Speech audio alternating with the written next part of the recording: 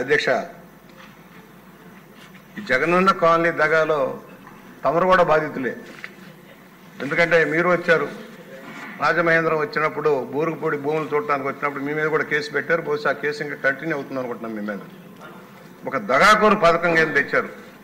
కేంద్రం వేలాది ఇళ్లు శాంక్షన్ ఇస్తే రాష్ట్ర ప్రభుత్వం ₹1 కూడా వెచ్చించకుండా కేవలం భూముల సేకరణ పేరుతోటి వేల కోట్లు దోచేశారు.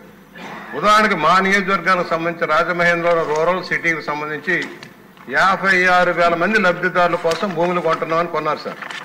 ఏదైతే బూరుగుపూడిలో 590 ఎకరాలు, ప్రతి వర్షాకాలం 6 నుంచి 8 అడుగులు నీళ్లు ఉంటుంది సార్. ఆ రోజు నేను కలెక్టర్ గారికి చెప్పాను, ఆనాటి ఆ ప్రభుత్వ కలెక్టర్ గారు చెప్పింది తప్పు, మీరు కొంటున్నది తప్పు, 40 లక్షల రూపాయల చొప్పున 45 లక్షల చొప్పున మీరు కొన్నారు, ఇది తప్పు, కనీస ఆవాస యోగ్యం కాదని చెప్తే కూడా కాదు బ్రహ్మాండంగా ఉంటుంది, మేము రింగ్ రోడ్లు వేస్తున్నామని చెప్పి ఆనాటి ఎంపీ ఎమ్మెల్యేలు డాబిసార్లు కబుర్లు చెప్పారు. దానివల్ల ఏమైంది, ఒక ఎకరం కూడా పనికిరాలి. 590 ఎకరాల్లో ఒక ఇల్లు కూడా కట్టడానికి కానీ ఉపయోగలేదు. కానీ నాదకి తీసుకోవడానికి కూడా పనికిరాని పట్టాలు ఇచ్చారు సార్. ఆ పట్టాలేంటి, జగన్మోహన్ రెడ్డి గారు సుందర ముఖార విందం కనపడేలాగా బొమ్మల. వీడి బొంద, వీడి ఆస్తి ఏమైనా తెచ్చిపెట్టాడా, ఈ తాతగారి ముళ్ళు ఏమైనా పెట్టాడా? ప్రభుత్వం మీద ఏముండాలి, ముద్ర, రాజముద్ర. మీ వెనకమాల ఉందా రాజముద్ర? ఏ ప్రభుత్వ డాక్యుమెంట్ అయినా రాజముద్ర ఉండాలి. కానీ ఈయన బొమ్మ ఏంటి, పట్టాల నాలుగు తీసుకోవడానికి పనిరావు. ఇవాళ అలాగే వెలుగుబందులో ఒక 300 ఎకరాలు కొన్నారు అధ్యక్ష. వెలుగుబందులో సగం ప్రాంతం ముంపులో ఉంది.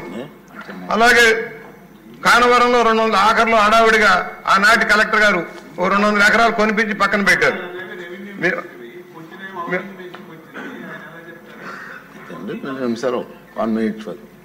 అధ్యక్ష, ఏదైతే జగనన్న కాలనీ లేఅవుట్లంతా దగా సార్.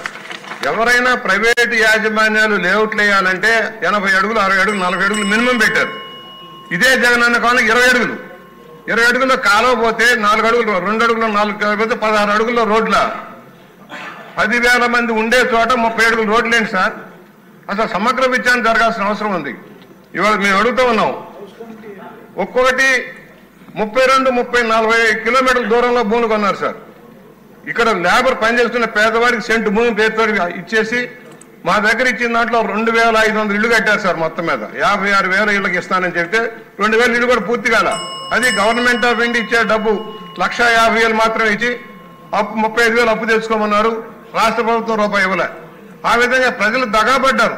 ఇది బ్రహ్మాండమైన స్కీమ్ నల్ల నీరు గార్చి జగనన్న కాలనీ బొమ్మలు పెట్టి గేట్లు అమర్చుకున్నారే కానీ సరైన ఏర్పాటు చేయలేదు. మా ఒక్క నియోజకవర్గంలోనే 110 కోట్లు దోచేశారు సార్. ఎకరానికి 10 లక్షల రూపాయలు చొప్పున ఆనాటి రెవెన్యూ కలెక్టర్ల దగ్గర నుంచి ఎంపీ ఎమ్మెల్యేలు అంతా వాటా వేసి పంచుకొని ముఖ్యమంత్రి తాడేపల్లి ప్యాలెస్ కూడా కప్పం కట్టి దోపిడీ చేశారు. ఇది సమగ్ర విచారణ జరగాలి. రాష్ట్ర వ్యాప్తంగా జగనన్న కాలనీలో జరిగిన దగా మీద, వేల కోట్ల రూపాయల దోపిడీ మీద సమగ్ర విచారణ జరగాలని తమ ద్వారా నేను కోరుతా ఉన్నాను. ధన్యవాదాలు అధ్యక్ష.